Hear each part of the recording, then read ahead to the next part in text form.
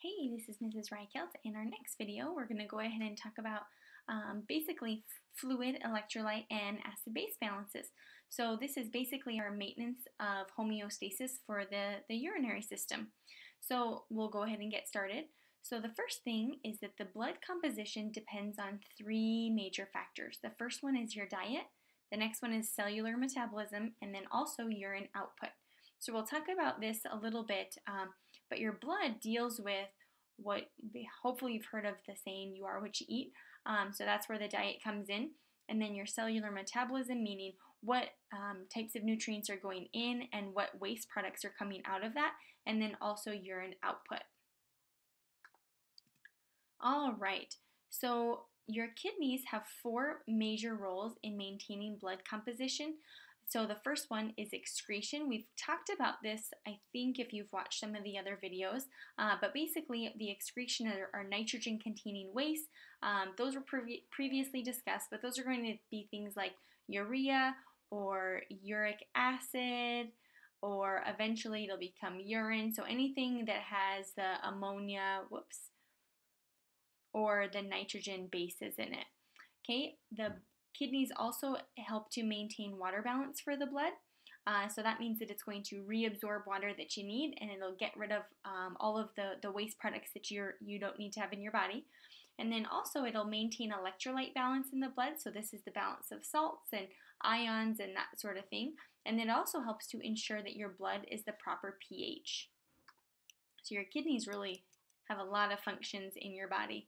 So the distribution of body fluids, you have some fluid that's called the intracellular fluid, or the ICF.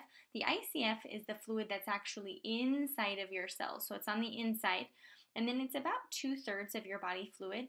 And then the other ones are the extracellular fluid. I would say that these ones are probably most talked about. So the extracellular fluid are the fluids that are outside of your cells, and it includes your interstitial fluid as well as your blood plasma.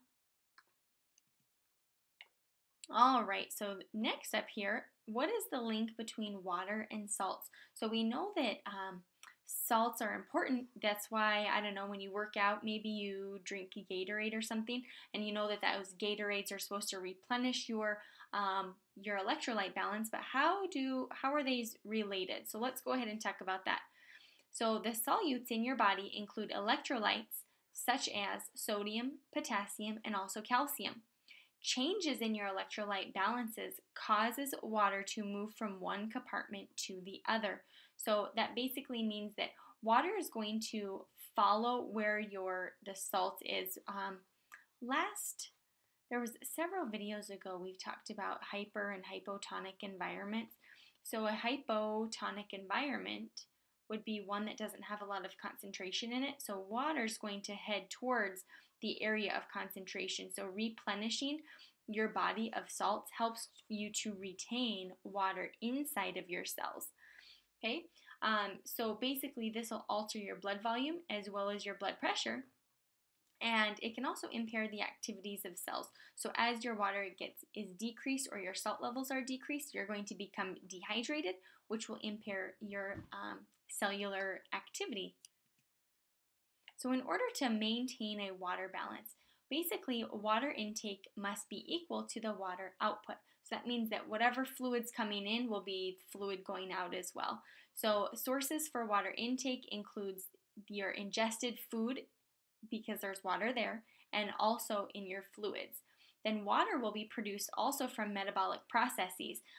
If you watched the digestive system videos, we talked about how you start with C6H12O6, or glucose, and you add oxygen to that, and you ultimately release carbon dioxide and water. I guess I could balance this equation here. But this water that's being produced is not the same water that you drink in. It's metabolic water. So this would be an example of water that's produced metabolically. And then thirst is a mechanism that is the driving force for water intake. So that feeling of being thirsty is your metabolic way of saying, hey, we need, or not metabolic, but it's your biological way of saying that you need to intake some more fluids. When we maintain our water balance, basically your water goes in and out, and hopefully it stays equal, but water source for output includes the vaporization of water out of your lungs. So as you exhale, your trachea is a humid, we kind of talked about this in a couple of videos, I'm not sure if you watched them, but in the respiratory system, your lungs and your bronchi and your trachea and all of those structures in there help to humidify your air coming in and purify it. But because there's fluid there, or because it's humidifying, that means that there has to be some type of moisture. So you are going to lose some of that through vaporization out of your lungs. You'll lose water due to perspiration, and then some of your water will leave in the form of feces or fecal matter, and then also urine production. So your average intake per day has to do with beverages is about 60%, foods takes in about 30% of your water, metabolism, it makes up 10% of your water intake, and then your output of fluids, most of it is urine. Also, the insensible losses is about 28%, which is actually a pretty big percent. And then sweat and fecal matter make up some of that as well. So hopefully, your maintenance of water balance is just whatever's going in has to come out as well. So the regulation of water absorption and electrolytes has to do with some hormones. So the first one is the antidiuretic hormone. We talked about this in the endocrine system, so if you were watching those videos, you probably recognize the antidiuretic hormone. So basically, this prevents excessive water loss, and it causes the kidneys collecting ducts to absorb more water. And then a result is diabetes. Sometimes diabetes can occur when antidiuretic hormone is not released. This will lead to huge amount of urine output. And then a couple of other things here. So another hormone, aldosterone. Aldosterone regulates the sodium ion concentration in your ECF. And remember earlier, that's the extracellular fluid. So the sodium in the electrolyte is most responsible for the osmotic water. And then aldosterone basically promotes the reabsorption of sodium to help you retain your water. And remember, water follows salt. So if this was, again, I'll draw that diagram. If this is the salt that's inside of your blood, or we'll just say inside of your cells, water is going to follow that to help keep you hydrated. But if you're in a situation where most of your solute is not inside of your cells, let's say your solute is on the outside, it's not good for your body, because what happens is that water will leave your cells and cause you to be even more dehydrated. All right, and when we maintain the acid-base balance in the blood, your blood pH must remain about 7.35 and 7.45. If it's above that, it's alkalosis, and if it's below 7.35, that means you have acidosis. And then some physiological acidosis, it has to do with your pH being between 7.35 and 7. And most of your ions originate as byproducts through cellular metabolism.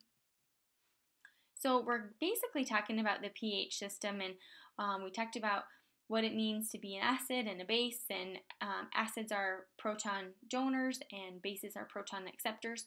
So when we're looking at the urinary system, we're looking at a mixture of carbonic acid, and sodium bicarbonate. And basically, your carbonic acid is a weak acid that does not dissociate as much as a neutral or acidic solution. And then your bicarbonate reacts with strong acids to change them into weak acids. This basically acts as a buffer system. So we're trying to maintain an equilibrium of probably about 7.35 pH in your blood, but we do that using a buffer system. We're trying to weaken acids and weaken anything that's alkaline to help to maintain a constant pH of your body. And then the next step is your respiratory system has a lot of control over your acid-base balance. So we talked about this a little bit in the respiratory system, but basically your carbon dioxide in the blood is converted to bicarbonate ions, and it's transported through the plasma. Your bicarbonate ions and ultimately go back up to the respiratory system, and then at the alveoli they'll be exchanged, they'll turn back into carbon dioxide, and you'll get rid of that acid that way. So it'll increase the hydrogen ion concentration, which produces more carbonic acid. The excess hydrogen ions can be blown off meaning that you exhale them. And then respiratory rates can rise and fall depending on blood pH levels. Oh, and it looks like that's everything. So I hope you found that video helpful.